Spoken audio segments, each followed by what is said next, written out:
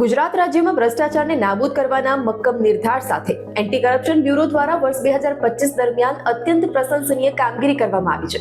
ભ્રષ્ટ અધિકારીઓ અને કર્મચારીઓ વિરુદ્ધ એક પ્રકારની સર્જિકલ સ્ટ્રાઇક કરતા એસીબીએ આખા વર્ષ દરમિયાન કુલ 213 જેટલા ગુનાઓ નોંધી અને કાયદેસરની કાર્યવાહી હાથ ધરી હતી. તંત્ર હવે લાંચિયા તત્વો સામે કોઈ પણ પ્રકારની નરમાશ રાખવાના મૂડમાં નથી. આ કામગીરી અંતર્ગત વિવિધ સરકારી વિભાગોમાં ચાલતી ગેરવૃત્તિઓ ઉપર લગામ કસવા માટે અલગ અલગ ટીમો બનાવીને દરોડા પાડવામાં આવ્યા હતા, જેમાં અનેક મોટા માથાઓ પણ ઝડપાયા છે.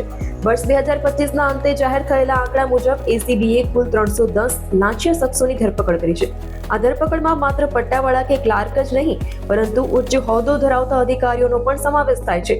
વિગતો મુજબ વર્ગ 1ના 13 ઉચ્ચ અધિકારીઓ અને વર્ગ 2ના 35 અધિકારીઓ સામે કડક કાર્યવાહી કરવામાં આવી છે. એજન્સીએ માત્ર લાંચના કેસો જ નહીં, પણ અપ્રમાણસર મિલકતના કેસોમાં પણ મોટી સફળતા મેળવી છે.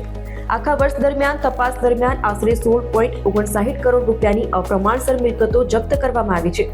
વિભાગીય રીતે જોવામાં આવે તો સૌથી વધુ ભ્રષ્ટાચારના કિસ્સાઓ ગૃહ વિભાગ અને મહેસૂલ વિભાગમાં જોવા મળ્યા છે, જ્યાં સામાન્ય જનતાના કામ અટકાવીને નાણાંની માંગણી કરવામાં આવતી હતી.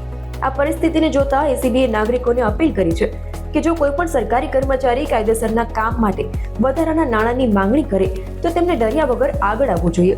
નાગરિકોની સુવિધા માટે ટોલ ફ્રી નંબર 1064 અને વોટ્સએપ નંબર 9099991055 કાર્યરત કરવામાં આવ્યો છે.